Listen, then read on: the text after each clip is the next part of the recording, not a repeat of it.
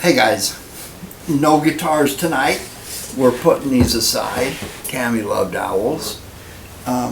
Welcome to an episode that's going to be even more controversial than most of them that I do. I'm Ken. If you haven't seen me before, this channel is CdLS Dads. I have about 2 decades of experience with a child named Tammy who was born with CdLS. She passed away about 11 months ago. So if there's any benefit to the viewpoints I can share here is that I have a story that's complete. It's likely very different than yours. Again, I'm going to do a sensitivity disclaimer here. I'm going to tell you some things about a very controversial subject, and it's one that you're going to have to get to sooner or later to be fair with everybody that's in the picture. So what we're going to talk about is the economics of Cornelia de Lange Syndrome, and we're talking from the perspective of the male. A couple things I want to touch on right away there. I'm not suggesting that the male goes out, and we're talking about 1950, and mom stays at home, and we have enough money for a nice car and a junky pickup truck to take stuff to the dump, and then we make enough money to have a cabin or rent a cabin at the lake on the weekend. That was the life of the age group that was my parents. Now, we all know that in many families now, the economic situation is such that people both work, both participate, and they break up tasks that come with managing a family or a marriage or whatever. I'm not going to get into that. I have no good advice to give you there. But I do have some advice to talk about a situation in which you're looking at a family budget that is really being taxed by this condition affecting one of your children. Now, I'm going to talk about some historic biases about females in the workplace. I'm going to relate something to you that's going to help with this. There were a father and son team named the Lomaxes that were working for the Library of Congress, and they were documenting what was basically the music of former slaves and sharecroppers, and they would go around and record people on primitive equipment and catch and preserve what became the roots of blues music. And if you're into that, my guitar channel is for you, and there's an association to guitars and Tammy and all that kind of thing. But one of the things that really irritates me about reading the books that these people wrote was the sympathetic view that they had. They would make things like, well, this group of people, they're good meaning, hard working generally. It's like, wait a minute, where are you coming from? Are you up here, and are you kind of given, I call it sympathetic. I am not going to be sympathetic, but I am going to talk about some realities that I've seen in the work environment, how they affect families, how they affect children, how they affect relationships, and how when there's something like CdLS in the family that limits a career, even stops it for decades, and then suddenly everything ends. What is that like? And it can be debilitating, especially if you carry into it with some emotional issues. So I want to ground you in what I'm talking about. I'm a blue collar person. I've done okay in my life, and I've been really lucky. But I'm the kind of person that was raised to be a factory worker, and I should be working in a factory, and I think I would be good at it, and I think life would bless me if I were. But at the end of it, I'm not some doctor. I'm just some dude that grew up in a blue-collar world of conservative people, and I knew the expectation was for me to be able to provide for my family when I took one on. Now, if you're a father this channel is called CdLS Dads for a reason. I try to help some of the fathers out there to understand how they can be supportive if they're still trying to sort through all this. But I want to show you something here. This is Tammy and I. If you're a father, these are the moments that make fatherhood meaningful or parenting meaningful. But I have this, and I have this. I don't have this anymore. I just have this. I'm glad I had the experience, but there would be nothing better than me not making this video and me sitting here reading a story to Tammy. So I want you to recognize that I'm coming from a good place. Now, let's jump right into it. CdLS is an expensive proposition. You're going to need medical care. Some of it may be, depending on the severity of your child's case, can be extremely debilitating. And that's assuming one of two things, or maybe even a combination. That number one, you have medical insurance. Now, medical insurance in this country, I am seeing, first, I think you're aware that I work for a public agency, and I run a division of a public agency, and it's measurable, and we supply a service to a demanding public. By the way, taxpayers should be demanding. We're taking chunks of your paycheck out. You should get something for that. It should be predictable and reasonable.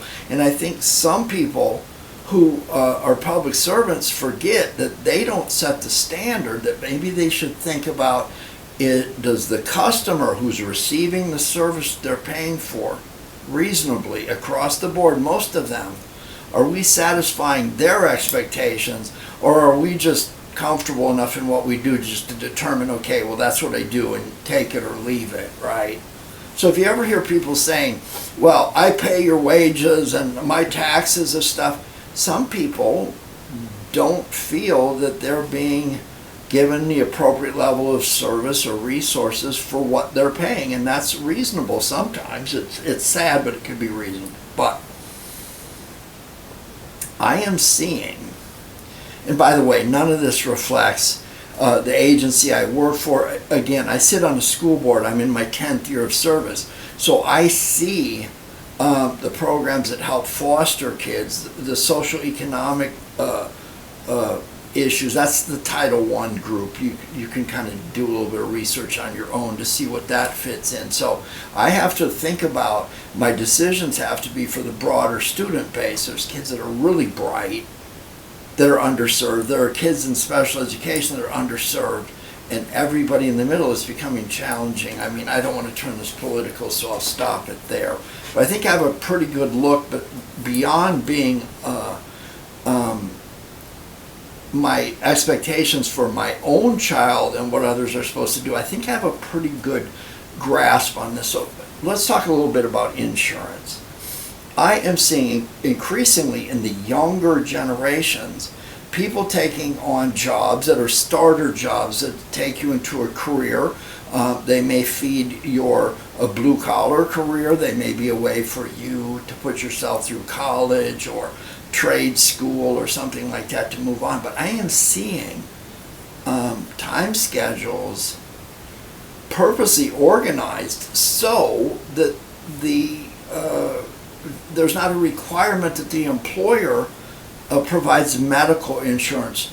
Back in the days when I was younger, that was kind of a given. You would go to work, you would get some type of health care plan, you would get so many days off, and it was pretty predictable. I'm not sure those things exist anymore. So if you have health insurance to begin with, that's kind of like becoming increasingly rare.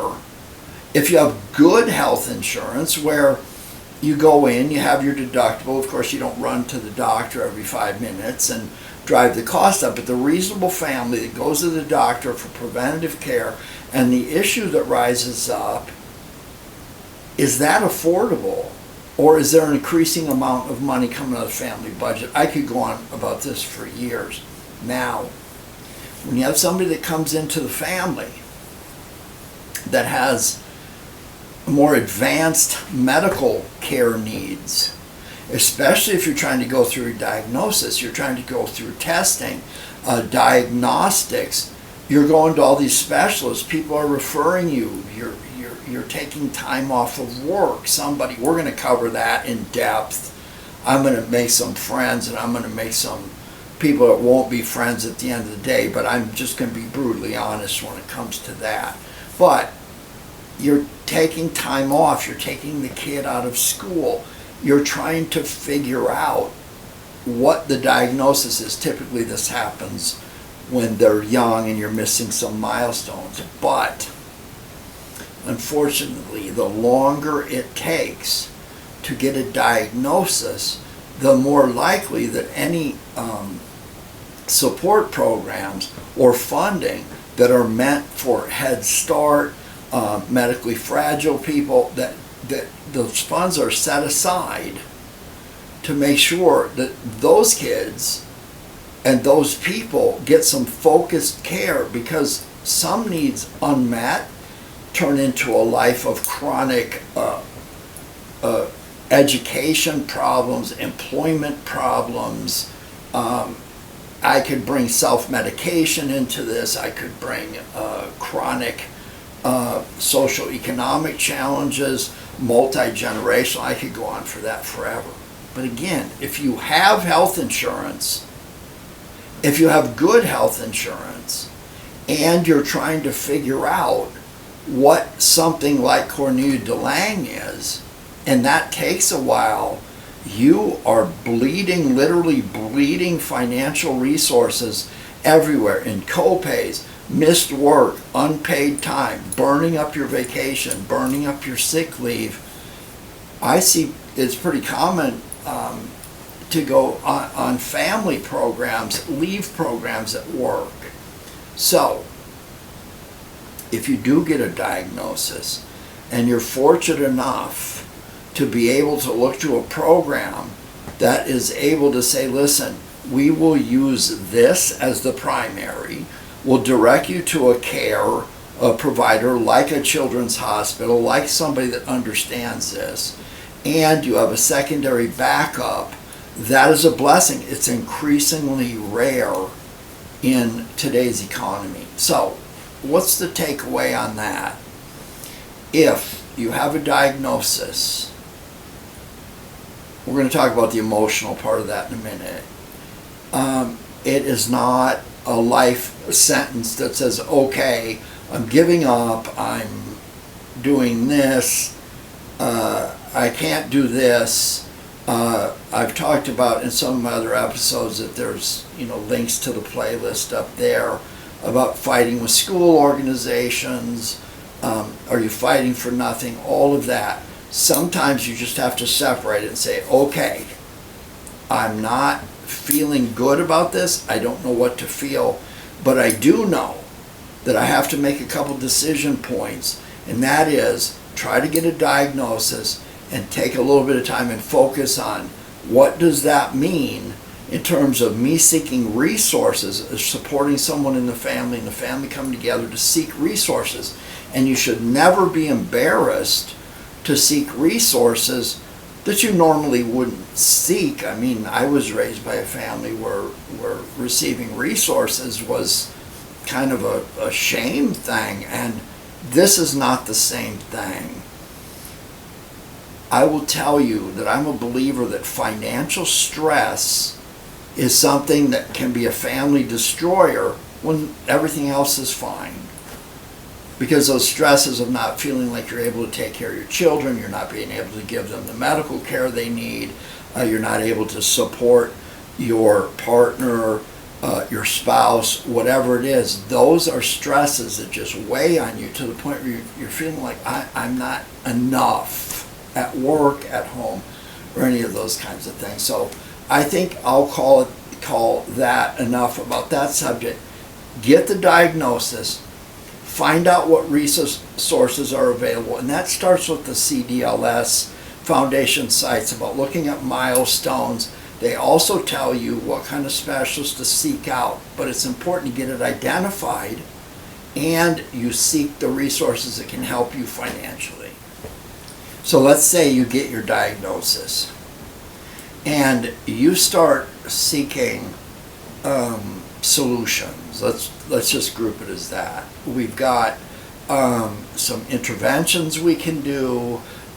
We could possibly look for communication, support, speech, occupational therapy, physical therapy, getting the kid, for example, Tammy was not walking until she finally got a walker, and she was flying around. She would run and do circles and tricks and whip around, but before that she was on the floor, which made it very difficult when your kid is crawling around the floor of a classroom in a rural environment where there are horses and who knows what, and there's a carpet there. It just makes it really, really difficult to even get through the normal day of school, much less worrying about everyone getting sick and people putting their hands on their mouth after crawling on the floor. I could go on about that forever. But you tend to want to seek supports, especially early intervention supports. So going back to the part I opened with is identification, engage the doctor to understand what this is, what the potential implications are, and the need for interventions. Because if you don't have that, then you're trying to navigate the medical insurance. I don't know, some kids walk late, some kids speak late, some kids toilet late. You always hear those kinds of things, and you're basically being told, we don't pay for things that are a part of typical parenting. So I want to talk about that. We're going to go way off over here from there, but I think it's necessary. Typical parenting. So again, the idea is some kids walk late, some kids speak late, some kids make eye contact late, there are developmental milestones.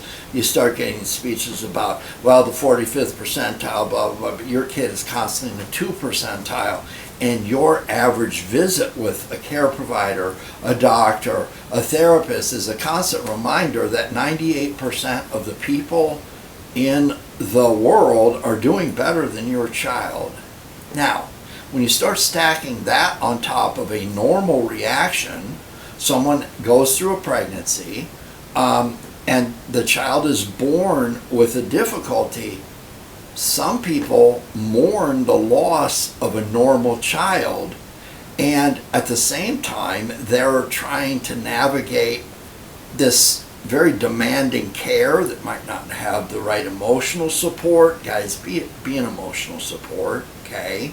Stop for a minute and ask yourself, what if this whole situation were dumped into your lap and you couldn't go to work or you couldn't do anything else, and your whole world was this child who is a parental responsibility, and someone's telling you, oh, there's a developmental chart here or something like that, and you're just completely overwhelmed, and you feel like, what happened to the child I was supposed to have? If you hear someone saying that, or you suspect that, you should be able to support the difficult things that they're feeling, whether they're real, not, temporary, long-term, or whatever. But ignoring those and repressing those is not healthy. Stack on top of that financial stress, lack of medical insurance, jumping around jobs, talking about pre-existing conditions, and then finally your concerns are just being dismissed when there's no end in sight. I have known for a really long time before she passed away, Tammy would never be able to cross the street by herself. She had low safety awareness, moving up and down stairs thanks to her OT. APE, adapted physical education therapist, because I've talked to you that things split at 3 years old when they go into public school. It becomes educationally focused, moving around, those kinds of things. I hope you saw the episode that Tammy's OT that had her signing her name on these guitars. This was never supposed to happen. You know what? Somebody asked me if there's a record of Tammy's progression of the quality of her handwriting on the back of the guitars, and I'm in the middle of getting artists and contacting them to kind of check that out. Cody Harrell down in Sardis, Mississippi, who plays a lot of our guitars, has enough of them to kind of show that, so I'm going to try to get some pictures taken there. But meeting developmental milestones, if they can ever be met, is a real challenge, and you may find yourself, if your child has plateaued in the steps above, you may find yourself feeling like you have a never-ending toddler. And then if you were to say that, that can trigger all kinds of emotional things, guilt things.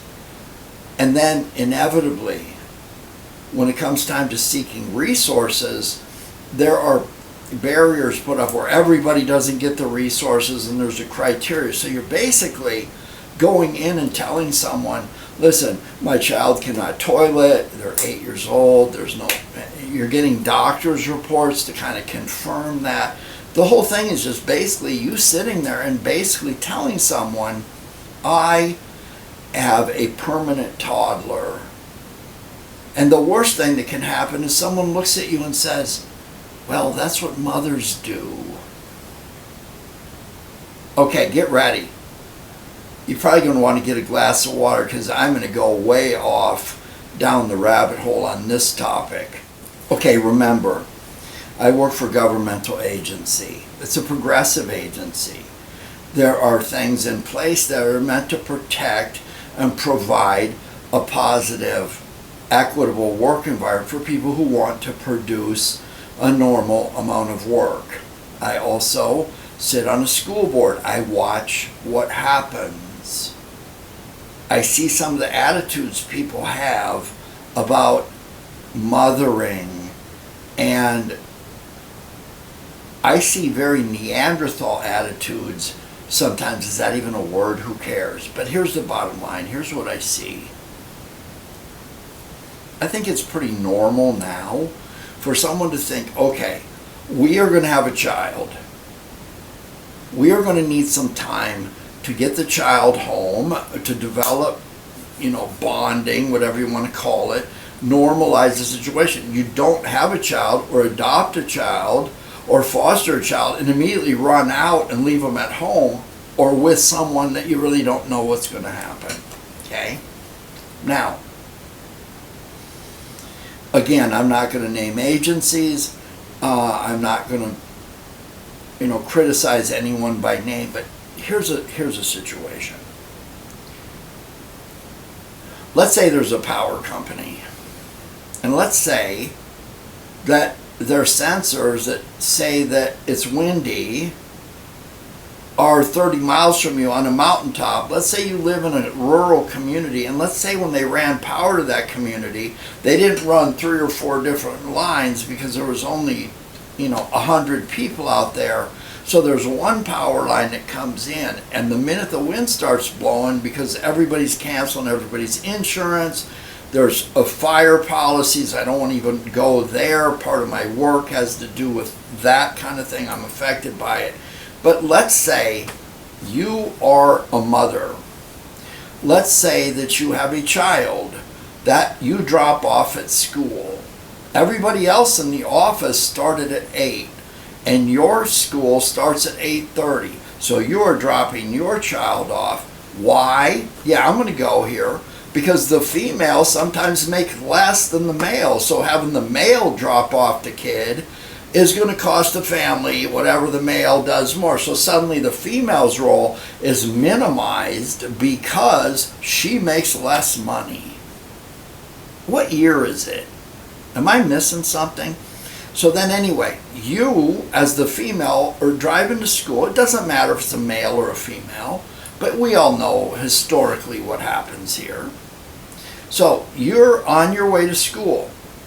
You're going to drop your child off. Well, in order to avoid being late, you're going to drop your child off at the before school program so you can get in your car and drive right back to where you came from because you're a teacher too. Imagine that. So you get to your school.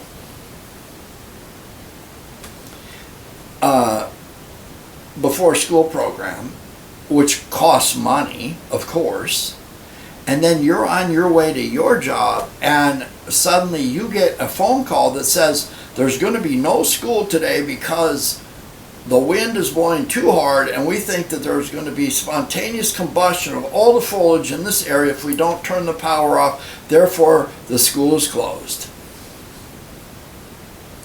So what do? You go back, you pick up your kid because you are the primary caregiver for the child or children and they're not at school. So then what do? Well, you call your job and say, oh, over there 20 miles away where there's different circuits and stuff, you guys have power, but I'm going to be having to watch my 4-year-old today because I have no daycare lined up. And so I'm not going to be in. So that school where you work is searching for a substitute. The kids that depend on you to learn are going to have the substitute that day. Nothing wrong with substitutes. But the continuum of education is disrupted. The family budget is impacted. And again, the female is minimized in the workplace. So what's the long term of this?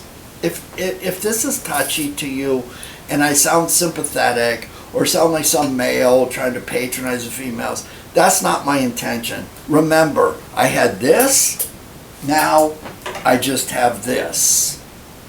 I watch this happen all the time, guys. So then what happens in the work environment? Comes time for promotion. When this person is not being affected and impacted by inequity in wages, the power company trying to not get sued because there was some thing over there, the insurance companies are canceling you, all of this is going on around you. And now it comes time for promotion. And someone's looking at you and they know you're the perfect candidate. They know that you know how to take people who are going to look to you to be their leader, and they know that you can develop skill sets in the people that are moving up in the company. You're the perfect fit. But guess what? Well, she's kind of undependable. Her kids get sick a lot. She's always got these excuses about the power coming off. Guess what? Throw a CdLS child into that mix, and suddenly you can find yourself virtually unemployable because your child needs 24/7 care unless they're asleep. And I will tell you what, there are a lot of CdLS parents out there who realize I can't even have a part-time job. I am raising the equivalent of a toddler who will have very limited capacity at the end of their life and until the end of their life. And there are all kinds of medical issues, some severe, some very, very serious medical challenges. And you may be dealing with someone who is still very sad that their child wasn't born like the other ones, that they aren't able to give all the attention that they need to their other children. They may be afraid to add another child to the family. The father is over here, doesn't know what to do, doesn't know what to say, feels defeated, doesn't know how to support things. Guys, if you are an employer, you have to take a look at your policies and ask yourself, are you in business to arrange your world so you can calculate how to work people's schedules. So you don't have to give them medical insurance, and you're dumping that back on to the public taxpayer. I think I should stop there. You see what I'm talking about.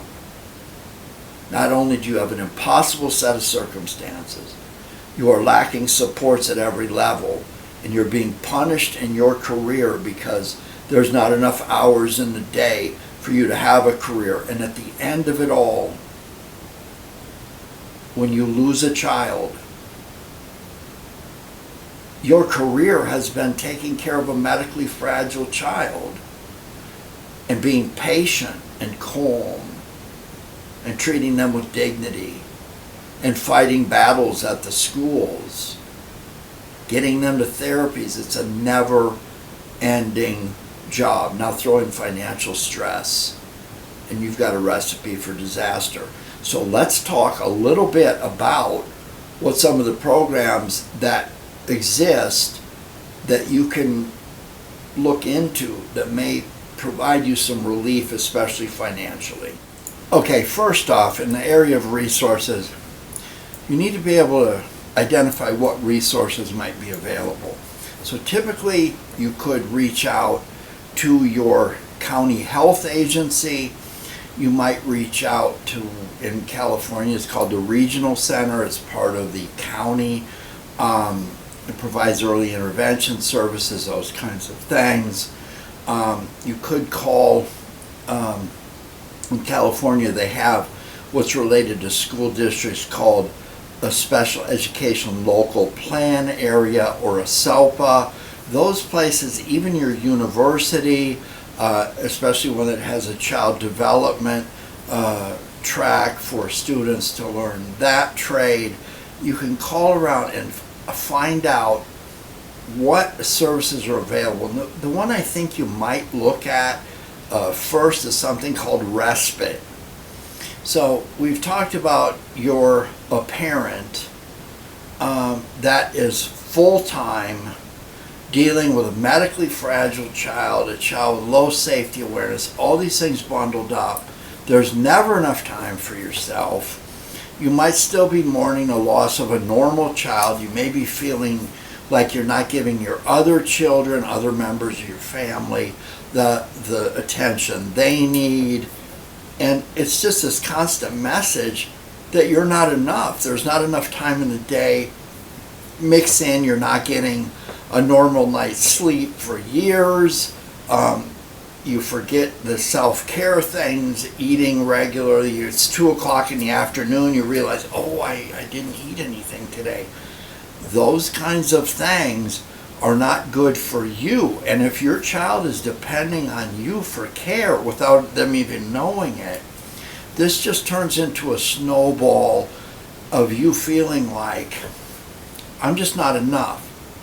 So there are respite programs where they basically say, okay, we're going to come in, we're going to send someone in, and they are going to give you a break. Now, it comes from a very reputable source. I was having a conversation with a person from, well, it's on a podcast. The Canadian group filmed something. I'll give you a link up there. But I asked, why is it that some parents are so resistant to respite, which is meant to help them? And the explanation I got was this. You get into a rhythm that you know keeps the child calm, attends to their needs, and doesn't overly complicate things, and keeps everything smooth. Some kids have behavioral issues when there are triggers, when they get used to things. I know Tammy knew certain things were supposed to happen at certain times, and she didn't like it if that didn't happen. So I think some parents, especially mothers, will tend to say, okay, thanks for the offer, but in the end it's much easier for me to be able to do it myself, because if I have a respite worker, I'm over here worrying that stuff got done, and knowing that when I come back to being the mother then, or the parent, then I'm just going to have to deal with the disruptions that went with that. So find out what's available to you. Find out what is going to make it work for you. But you deserve some time for yourself, especially if you're feeling that maybe, you could still be there. You could spend time with the other kids. You could just sit there quietly. But you do need time for yourself. So respite is the first thing I would think you'd look at. Now the next thing that I want you to think about, and you might find this controversial, but the rant I went on about females in the workplace and being the parent that's always got the burden of the children, so they're the one that always has to leave early, they're the ones that's not dependable, they miss so many days, they've got that medically fragile child. I think I went on a rant enough to set this up, and while I'm back on this, if you're in a school system and you just decide, okay, we're going to have early drop-off, early release in the school system once a week or once a month, I want you to ask yourself something. How many jobs do you know of where you can say, hey, I know you need me to work 40 hours a week, but I need to be off every Wednesday afternoon because I have to pick my kids up and I need to share the most intimate details of my life with you. But I'm not going to be available every Wednesday from 2 p.m. on. Well, the wrong employer might be going, oh, that's great. I don't have to give you health insurance. Yay. No. Think about that if you're setting policies. Think about other people. What if it were you? Back to this other program. IHSS, in-home care. Again, this is going to be a little bit controversial, bear with me. Some children are deemed institutionalizable. That means that, again, sorry for being coarse and frank, but I'm going to talk about the methodology behind it and how to navigate this if this is a fit for you.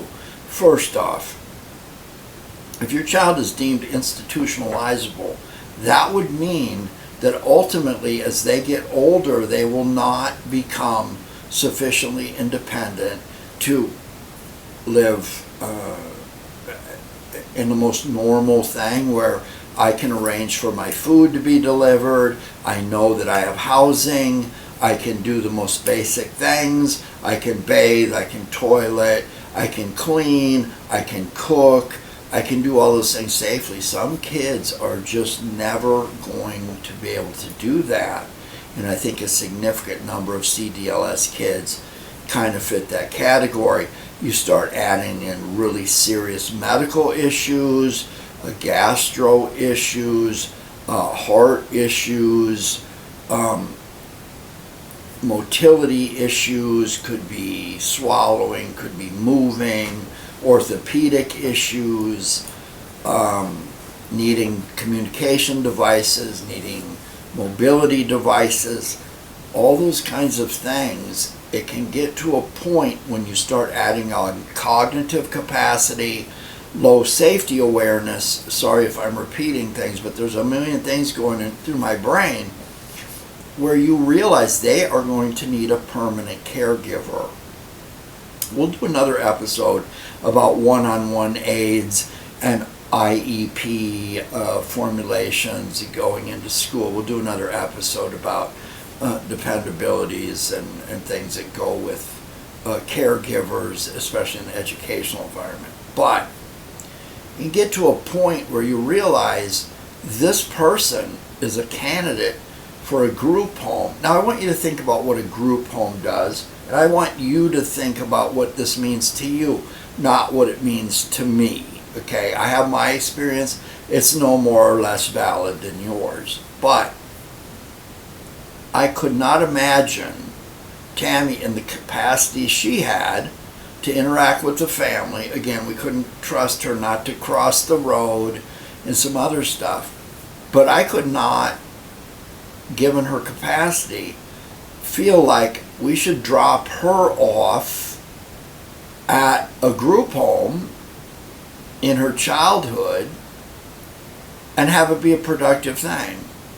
And of course that means somebody can't work and they give up a career. And when you give up your career for children, the work environment is changing constantly. So if you've been out of the work environment for 20 years and you come back, the worst thing is for somebody to say, well, what have you been doing? Oh, I've just been a parent. The skills that go with being a parent are just numerous. I could sit down and look at people who have raised a CdLS child and talk about all kinds of things that they could do to help other people. There are people that hire advocates. There are people looking for advocates. There are people looking for grief counselors, therapists, all kinds of things where you could be the initial contact for somebody that doesn't know how to navigate this when the news hits them. There are so many things. So don't ever just think, I just been a parent to a CdLS child or a child with difficulties and disabilities. But it comes to a certain point, and I touched on this before, where someone will say, well, that's what a mother does, or that's what a parent does. I don't think it's reasonable to think that at 14 years old, someone is having to diaper and feed and deal with someone that's entirely dependent upon another person. I don't think it's reasonable to call that parenting, because if it wasn't for that parent, this child would likely be in a group home or a medical facility, and that's where the term institutionalizable comes in. Now, think about the cost to a taxpayer of a child, say for example, one that has significant problems in school. It's determined that that child is not safe around others in a typical environment.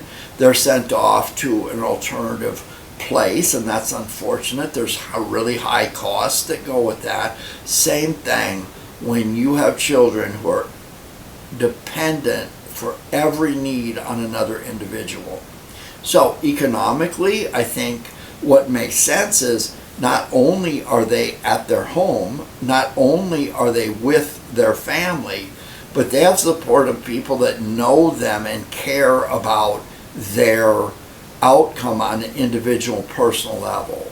I'm not saying anything about care homes, facilities. They're the finest professionals, and those are highly regulated environments. But there are programs in which you could qualify to basically be a caregiver, a professional caregiver for a person who just happens to be your child. That's nothing to be ashamed of. It's something that you might look into. Now, all right, let's get into some specific details about what this looks like. In California, it's called IHSS, In-Home Support Services. Now, there may be a different program in your state. It might be called something else. You may have a program. You may not have a program. And in fact, sometimes people look at the bigger picture, the overall picture, especially when it comes to medical care, schooling, financial, just the bigger picture. So, for example, look at it this way. If I have a pension and it's based on how many years I've been there times a multiplier that gives me a percentage of my salary, and say I work and work and work, and at some point I realize I'm driving 100 miles a day, 50 there, 50 back, gas is this much, the car is this much, the commute is costing me 3 hours a day at minimum, and that is 15 hours a week, that's 750 hours a year in a car that I don't get paid for with gas. So when I start getting into the end of my career, it's not like I'm telling you exactly what's going on right now, but if I were my employer, I'd be looking at this going, this guy is like paying to drive to work. So, point on that is, if you're in a place where there are not appropriate programs or not appropriate supports, your school district is not conducive to what you need, and the medical programs are terrible, or you are isolated from them. Sometimes people make decisions about quality of life based on where they live, including taxes, and who knows, that's up to you. But the important part is, find out if the state you live in or the state you're considering has something like this. So what IHSS, the premise is, again, you could live safely at home with some level of assistance, which would avoid the cost and associated considerations that go with being in an institution where you are isolated from family and all the rest of the things that go with people that care about you. So typically, here's what you need. Number one, you need a Medi-Cal, Medicaid, Meta, whatever it's called in your state, determination. That's the first step. Check into that. The next thing, again, you must live at home. You cannot be a part of some care facility that you're in, and in fact, your benefit would be affected if you found yourself hospitalized or in a care facility. You will need a medical professional to write, and I'm saying you, but this is about your child, because the program is for your child. The benefit is for your child. It's not for the adult that's managing the child or the parent. They may be the recipient of the funds that go with working to support the child, but this goes to the child. So typically, the parent would take the child to the doctor would write an assessment. This is the child's cognitive level, they are capable of this, this, and this, they have challenges with this, this, and this. And then there is an in-home assessment, meaning someone from the county or the state would come in and take a look at the home and say, okay, this home is safe enough for this person to be in, and these are the levels of support that would be needed.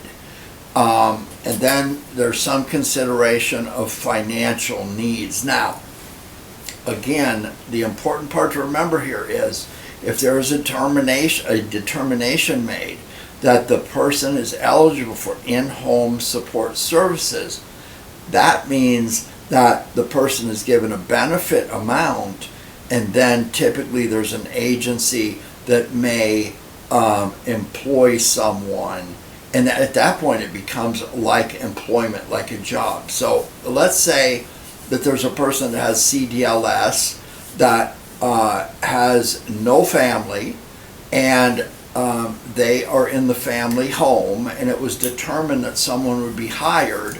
Well, the people that come in from the county and make the assessment about the home conditions would say, I'm not sure that the person would want to wake up alone, or would be able to go to sleep or get themselves ready. Whatever determination is made, there is a calculation given to the amount of support that may be 24 hours a day, 7 days a week, 365. So a set of workers would come in, and based on the determination of what the needs are, they would basically clock their time and be instructed, you'll do this, you'll help with this, you'll do this, and you'll clock those. So that there's an element of this that is about tracking what is done. Now, typically what happens is a parent of the child who is there already is going to be the person who's kind of the, for lack of a better word, employed caregiver, even though you're the parent. And again, I want you to think about this. There are normal things that kids do in their development, and there are certain milestones. And again, some people reach that early, some late.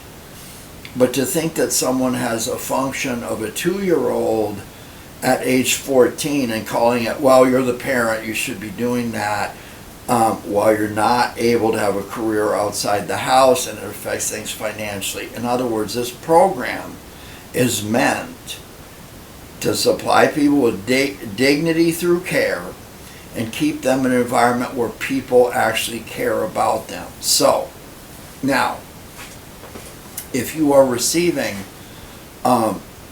if your child is receiving this type of benefit, the person that's providing the care will fill out a time card just like everybody else. Someone will come in and say, okay, let's observe this. That's reasonable, that's reasonable. And there's usually a kind of like an assessment of what types of things do you do for this person. So you have to go through that. That's not going to be pleasant for some people. But again, think about a couple of things here. Do you deserve a career if you want one? Yes, you do.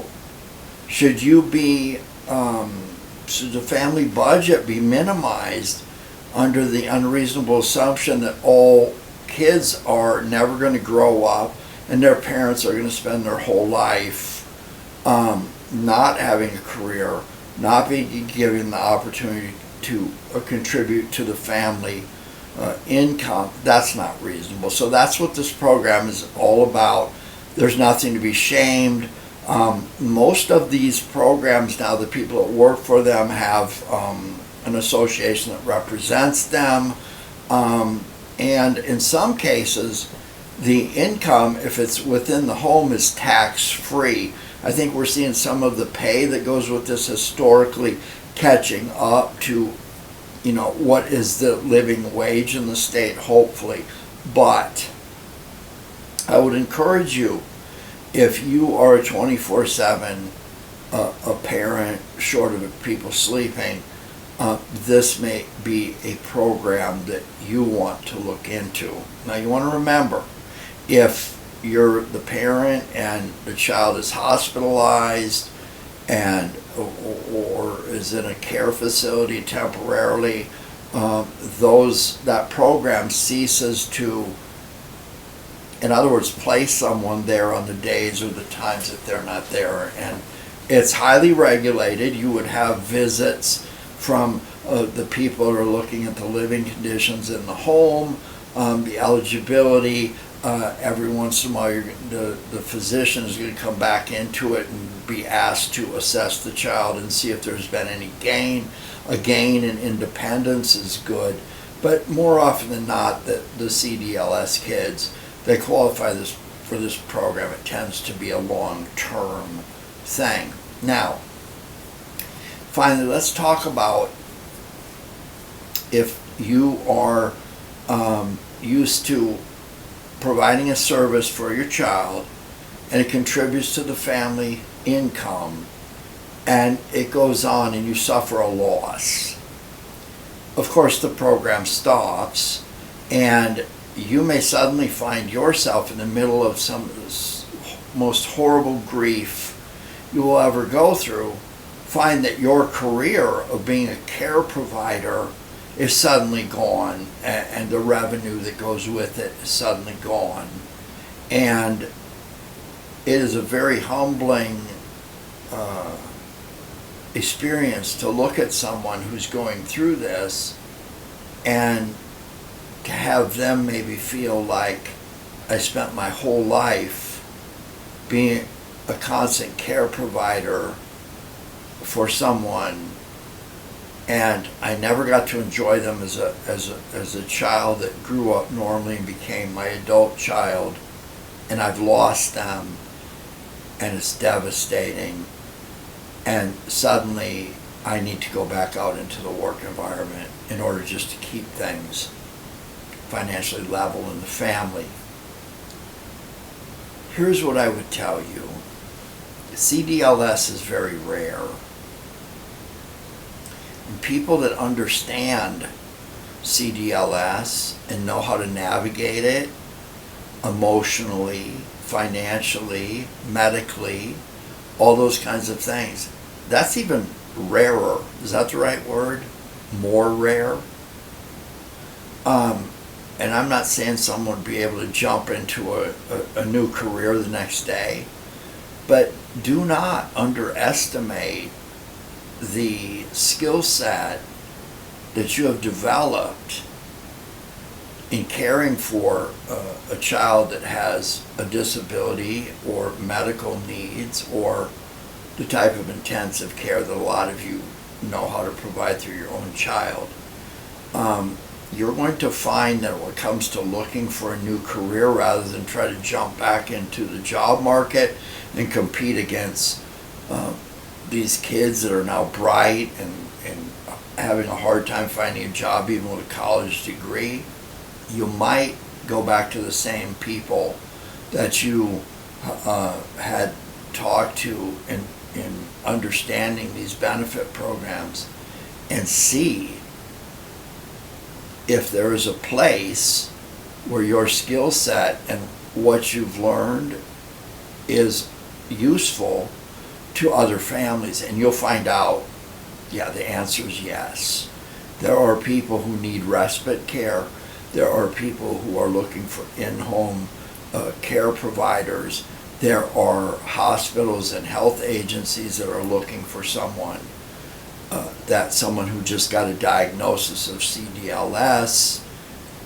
There are people who have transportation needs, getting to the doctor, shopping, those kinds of things. There are people out there who need the kind of help that you understand. And if that's a fit for you, that is great. Okay, so I think that I can summarize this by saying you should never feel like you're not enough, because you are enough. You should never have to feel like, I shouldn't feel that way. You do feel that way. And what you're feeling, given the circumstances, is usually pretty typical.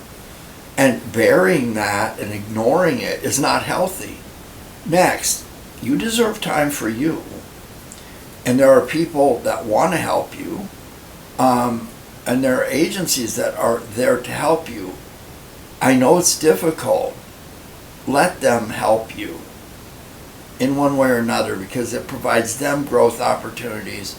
And it's just a reminder to you that you're not alone in this. Never let anybody make you feel like you're doing something that you should be doing anyway because, well, that's your lot in life. That's your kid. Parenting or motherhood goes on for whatever, and yeah, that is not normal. If anything, use some of these services to get some time to yourself with your other children. It becomes really easy to get into the myriad of, got the doctor appointments, we got this, we got to do that, we got to do this and all this. Your family can be strengthened through this kind of thing rather than torn apart and everyone feeling alone and isolated and financially devastated and careers lost, educational tracks lost, all of that. So, again, I know this is very sensitive. I'm not here to tell anybody how to feel, but I do know that these kids, they need you. They need their parent. Regardless of their cognitive capacity, they know you're there. And right now, I am still feeling, there's a loss here. And there's a loss that can never be filled. Every guitar in the world can't fix this. But at the end of the day, I am so thankful for the people that helped along the way. There's so many people. And in the future episodes, I'm going to try to bring some of them in here. Again, the episode with the occupational therapist that helped Tammy learn how to sign her name opened doors to a world of something else. And looking back that is so comforting for me. Okay, guys, I'm going to try to make the next one a little bit more positive, but I'm thinking about doing one about individualized education plans, or IEPs, because sooner or later the day's coming where you're going to take your kid to school, or you've already had one of these things and you're like, what was that? I'm going to kind of help you because I understand it from the school board member perspective, from the parent perspective, and again, being a public agency employee, I kind of understand what service is supposed to look like. I think I can give you a couple hints to calm things down, focus them, and help give you the skill set that people may need to navigate your rare child. Thanks for watching. Give me a like. Pass this along. There's an email at the end, or you make comments and tell me what you think. Help me grow. And if you got a topic you want to hear about that you think I can tell you something about, please share that as well. I'll see you next time.